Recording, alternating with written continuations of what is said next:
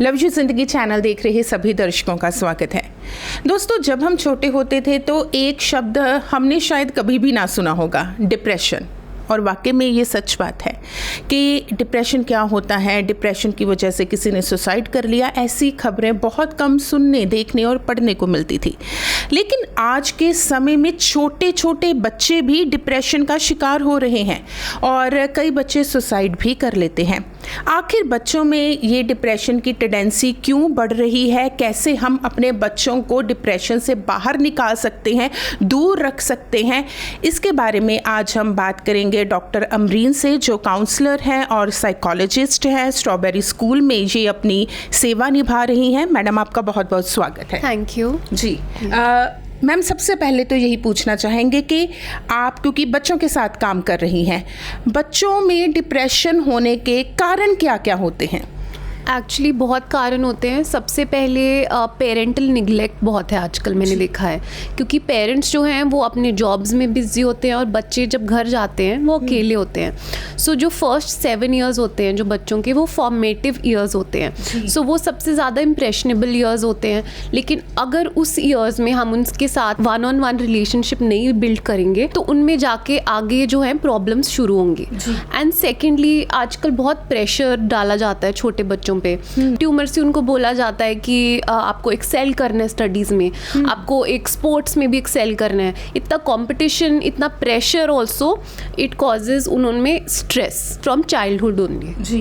तो मैम, जब कोई बच्चा तनाव का शिकार होता है तो उनके बिहेवियर में कौन कौन से बदलाव आते हैं? मतलब कैसे माता पिता या अध्यापक ये अंदाज़ा लगा लें कि हमारा बच्चा जो है बदल रहा है या तनाव का शिकार हो रहा है? वो चेंजेस आप थोड़े से बताइए। यस, फर्स्टली जो इनमें चेंजेस आती हैं, जो उनको चीज़ों में मन लगता है, यूजुअली उनमें मन लगना हट जाता है। So firstly this is the main symptom.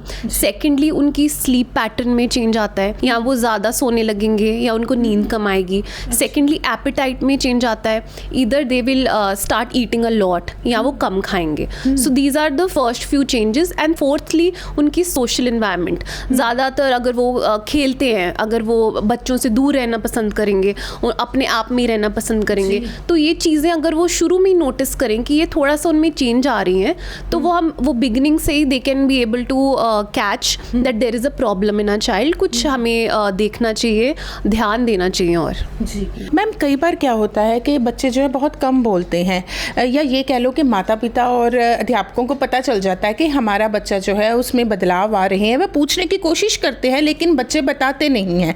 तो ऐसे बच्चों के मन से उनकी बात कैसे निकलवाई जाए? लाइक आई सेड कि जो फर्स्ट 7 ईयर्स होते हैं ना, वो बहुत क्रूशल होते हैं। अगर उस एज में जो बच्चे होते हैं उनके साथ अगर हम फ्रेंडली रिलेशन रखें तो वो ज़रूर बताएंगे। इंट्रोवर्ट्स भी होते हैं, कोई बच्चे कम बताते हैं, लेकिन अगर वो माता या पिता दोनों में से एक के साथ क्लोज होंगे तो उनको ज़रूर बताएंगे कि जो प्रॉब्लम है। लेकिन कई बार क्या होता है कि जो पेरेंट्स होते हैं तो उनकी पेरेंटिंग स्टाइल होती है, दे आर वेरी स्ट्रिक्ट, और उनको पता होता है बच्चों को that if we tell them something तो हमें इसमें पनिशमेंट मिलेगी। So because of that fear of punishment वो बात नहीं करते हैं। तो फर्स्टली जो रिलेशनशिप बच्चों के साथ होना चाहिए, उनके साथ हर चीज़ बतानी चाहिए कि ये ठीक है, ये गलत है, गलतियाँ होती हैं, अगर हुई तो आप हमें बता दोगे, हम उसको बेटर करेंगे। सो जो काइंड ऑफ अप्रोच है वो चेंज होनी चाहिए। हमें हर चीज़ पनिशमेंट के आधार पे नहीं करनी चाहिए। सिमिलरली जो टीचर्स होती हैं वो मोस्टली उनका पढ़ाने तक होता है कि हम ये चैप्टर पढ़ा दिया, that's it, they are not close with the children. So अगर 1-on-1 वो रिलेशन बनाएंगे बच्चों के साथ तो डेफिनेटली बच्चे उनको अगर कोई प्रॉब्लम आएगी तो डेफिनेटली वो बताएंगे उनको। बहुत अच्छी बात आपने कही कि बच्चों के साथ जितना हम फ्रेंडली होंगे, खास करके आपने बताया कि जब बच्चे छोटे होते हैं तो उनको एक आदत हो जाएगी अपनी एक बात जो है अपने पेरेंट्स को बताने की। अच्छा मैम, ये बताइए कि आप चाइल्ड साइकोलॉजी पर काम कर रही हैं, स्कूल में बच्चों के साथ रहती हैं, ज़्यादातर बच्चे जो तनाव के शिकार होते हैं उनकी वजह क्या है? आपके पास ज़्यादातर केस कैसे आते हैं? So I deal with children who have diagnosed with either learning disability, autism। तो ये प्रॉब्लम्स होती हैं जो कोई बर्थ से होती हैं, कोई जैसे अगर किसी को प्रॉब्लम आ जाती है बिकॉज ऑफ स्ट्रेस, सो वैसे बच्चे भी आते हैं जो स्ट्रेस के मोस्टली केसेस होते हैं। बिकॉज आजकल इतना कंपटीशन हो गया, छोटे छोटे बच्चों को पता है कि मेरे फ्रेंड के पास ये कार है, मेरे पास क्यों नहीं है, तो वो उनका सर्कल जो है उनको एक्सक्लूड करने लग जाएंगे बच्चे। तो ये बच्चे इन छोटी छोटी बातों पे आजकल इनको ज़्यादा ध्यान देते हैं। सो ऑल दैट कॉजेज उनको स्ट्रेस हो जाता है, उनका फ्रेंड्स सोशल सर्कल उनका रिड्यूस हो जाता है। So these are small issues जो आजकल बहुत बड़े बन रहे हैं। जी मैम, ये पूछना चाहेंगे, पहले जॉइंट फैमिली सिस्टम था, अब न्यूक्लियर फैमिली सिस्टम है। न्यूक्लियर फैमिली सिस्टम में भी जो पेरेंट्स हैं उनकी कई बार आपस में नहीं बनती है और सिंगल पेरेंटिंग जो है वो उसका जो चलन है काफ़ी बढ़ गया है। तो क्या इस चीज़ का बच्चों पर इफ़ेक्ट पड़ता है? अगर घर में पेरेंट्स का लड़ाई झगड़ा हो तो क्या बच्चे जो हैं उनकी साइकोलॉजी इफ़ेक्ट होती है?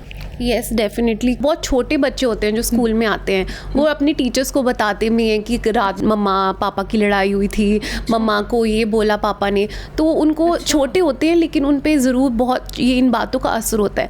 और बहुत सारे बच्चे ऐसे होते हैं जो वो लड़ाई करते हैं, जो शब्द यूज़ करते हैं वो स्कूल में यूज़ करने लग जाते हैं एक दूसरे के साथ।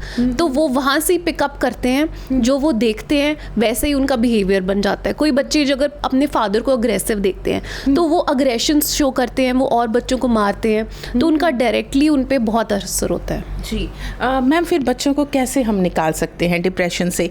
एक तो आप हमें ये बताइए कि पेरेंट्स और टीचर्स क्या रोल प्ले कर सकते हैं कि बच्चे जो अगर हमारे डिप्रेशन में चले गए हैं तो वो बाहर निकाले जा सके, और कब पेरेंट्स को इस बात का एहसास हो जाना चाहिए कि ये बच्चा जो है किसी साइकोलॉजिस्ट के पास लेकर जाना चाहिए?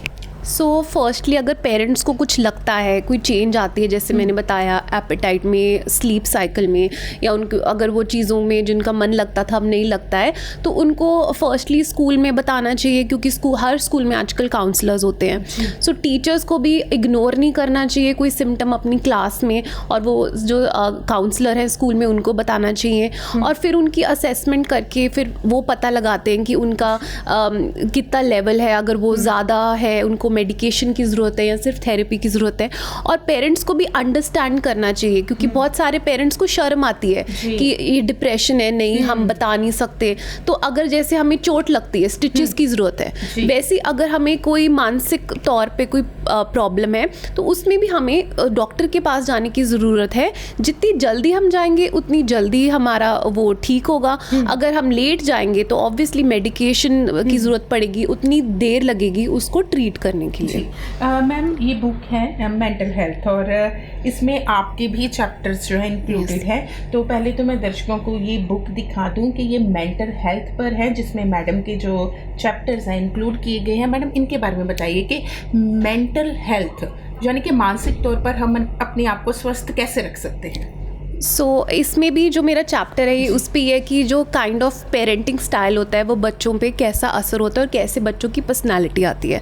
सो व्हेन इट कम्स टू हमें कैसे हेल्दी रखना चाहिए, सो फर्स्टली हमें क्लोज निट रिलेशनशिप्स की बहुत ज़रूरत है। जैसे पहले होते थे, आजकल न्यूक्लियर फैमिलीज़ हैं, तो पेरेंट्स की ऑल द मोर रिस्पॉन्सिबिलिटी होनी चाहिए कि छोटे उम्र से बच्चों के साथ फ्रेंडली रिलेशनशिप करें, उनको इग्नोर ना करें। कई बार होता है बहुत सारी बातें वो कहना चाहते हैं लेकिन पेरेंट्स सुनते नहीं है, तो वहाँ से ही वो बच्चे अपने अंदर रखने लग जाते हैं बातें। तो शुरू से ही अगर बच्चे उनकी बात सुने, उनके साथ क्लोज रिलेशन रखें, और जो उनका दिल करता है वो करें, उन पे फोर्स ना करें छोटी उम्र से। अगर उनको, कई बार बच्चे होते हैं वो आर्टिस्टिकली इंक्लाइंड होते हैं, लेकिन अब बहुत पेरेंट्स चाहते हैं कि नहीं इसे IAS बनना है, इसे मेडिकल करनी है, तो वो उसका मेंटली उन पे फिर आगे जाके कोई ना कोई इफेक्ट होता है। जी, तो मैडम अंत में हमारे दर्शकों को या पेरेंट्स को जो आपको सुन रहे हैं उनको क्या कहना चाहेंगी? Yes, I would like to say that जो हर बच्चे होते हैं वो डिफरेंट होते हैं। सो आपको अपनी एक्सपेक्टेशंस बच्चों के ऊपर नहीं करनी चाहिए। सो उनका पहले आप जानें आपके बच्चों का क्या इंटरेस्ट है, जो वो अपने फ्री टाइम में करते हैं उनको इनकरेज करें वो और करने के लिए। अगर आपको कुछ बताते हैं उनको करना है, उनको इनकरेज करें। सो उनसे पता चलेगा आपका बच्चे को क्या चीज़ अच्छी लगती है, और उसके बाद आप उसको इनकरेज करेंगे तो उस फील्ड में वो आगे जाके अच्छा करेगा। So don't put pressure, I would say, and have a friendly relation with your child. जी, वाकई मैडम ने बहुत अच्छे ढंग से एक बात बताई है कि कोई भी हमारा साइकोलॉजिकल इशू है या कोई प्रॉब्लम है, उसका सबसे बड़ा सोल्यूशन क्या होता है कि इंसान के साथ बात करनी। जब इंसान अपने दिल की बात, अपनी समस्याओं को दूसरों के सामने रखना शुरू कर देगा तो धीरे धीरे वो समस्या कम होने लगती है। और बच्चे हमारे तनाव में ना जाएं, इसके लिए बहुत ज़रूरी है कि जो पेरेंट्स हैं वो अपने बच्चों के साथ ऐसा रिलेशन रखें कि बच्चे जो है सबसे पहले अपने दिल की बात अपने पेरेंट्स को ही बताएं। मैडम, आपने कीमती समय दिया, बहुत बहुत धन्यवाद। Thank you so much. तो दोस्तों, खुश रहिए और अपनी मेंटल हेल्थ पर पूरा ध्यान दीजिए। डिप्रेशन कोई बीमारी नहीं है, ये एक अवस्था है जो कभी भी हम किसी अपने के साथ बात करके दूर कर सकते हैं। और अपने बच्चों का ध्यान रखिए। आज के एपिसोड में इतना ही, फिर मिलेंगे। धन्यवाद।